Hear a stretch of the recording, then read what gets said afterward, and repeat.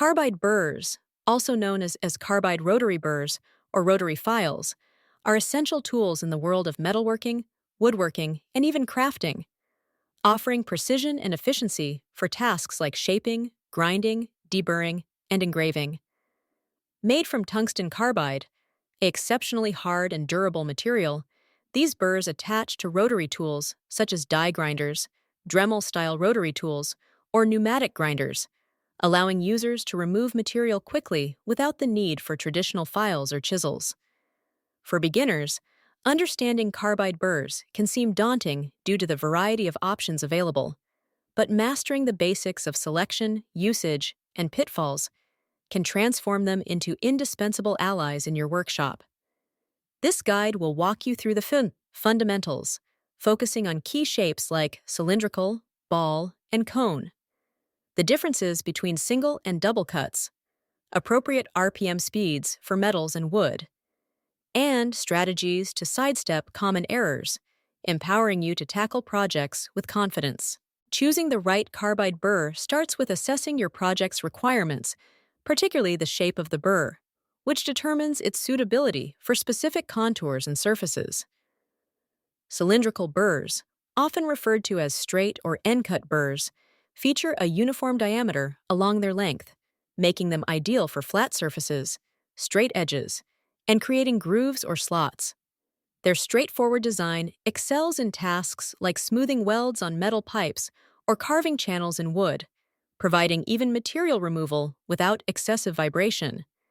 In contrast, ball-shaped burrs with their rounded spherical heads are perfect for accessing tight curves, hollowing out concave areas, or blending rounded edges, such as in sculpting organic forms in wood or deburring internal radii on metal components. These burrs mimic the action of a ball mill, offering smooth, flowing cuts that prevent flat spots in contoured work. Cone-shaped burrs, available in tapered or inverted varieties, bridge the gap between precision and reach. The standard cone tapers to a point, allowing for angled cuts, V-grooves, or enlarging holes, while the inverted cone flares outward from the tip, ideal for countersinking or undercutting. When selecting a shape, consider the workpiece's geometry: cylindrical for linear tasks, ball for curves, and cone for transitions, and always match the burr's shank size, typically 1/8 inch or 1/4 inch, to your tool's collet for secure fitment. Beyond shape, the cut type, single versus double, is a critical factor in choosing a carbide burr, as it influences cutting speed, finish quality, and material compatibility. Single-cut burrs have a one-directional flute pattern, resembling fine teeth that slice through material in a shearing motion, which makes them aggressive for rapid stock removal on softer substances like non-ferrous metals, aluminum, brass, plastics, or wood. This design produces larger chips and a coarser finish, but it can lead to chatter or overheating if used on harder materials, as the single flute lacks the cross-cutting action to break up debris efficiently.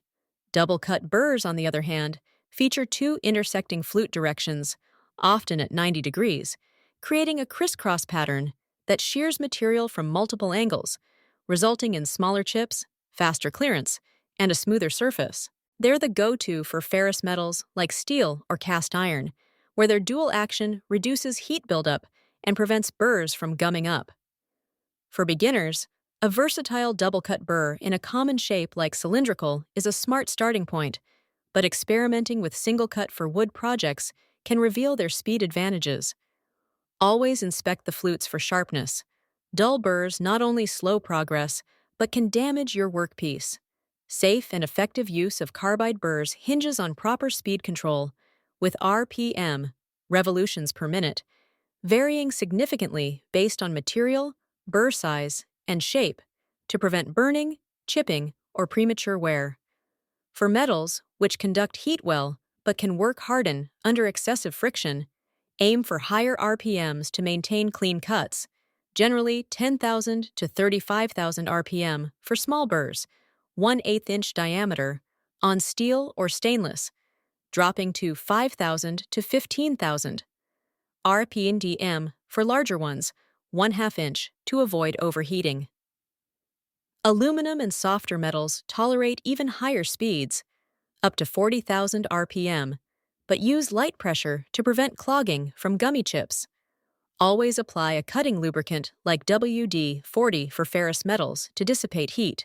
In woodworking, where splintering and burning are risks due to the material's lower density, lower RPMs are essential, typically 5,000 to 15,000 RPM for hardwoods like oak to achieve clean shaping without scorching, and 3,000 to 10,000 RPM for softwoods like pine to minimize tear-out.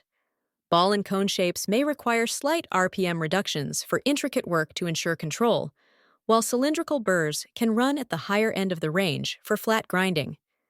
Invest in a variable speed rotary tool and use the manufacturer's shank speed chart as a baseline, adjusting based on sound and vibration.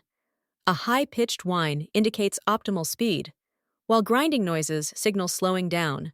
Secure your workpiece in a vise, wear safety gear, goggles, gloves, and a dust mask, and use short, controlled passes. Never force the burr, as it can lead to loss of control or kickback.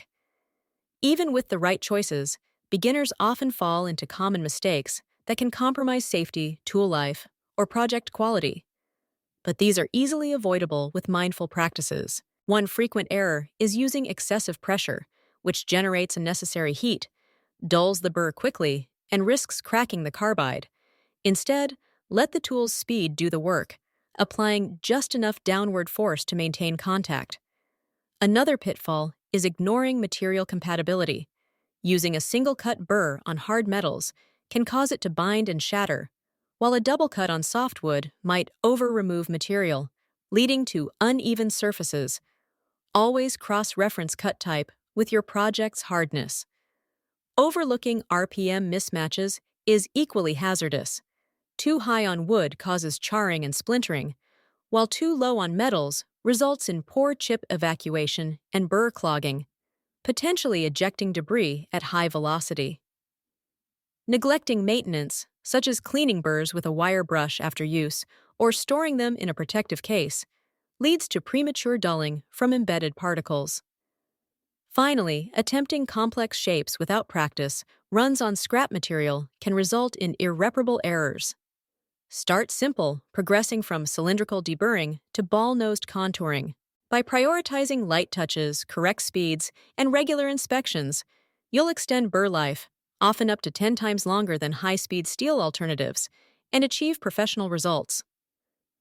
In summary, carbide burrs open a world of precision crafting for beginners willing to invest time in selection and technique.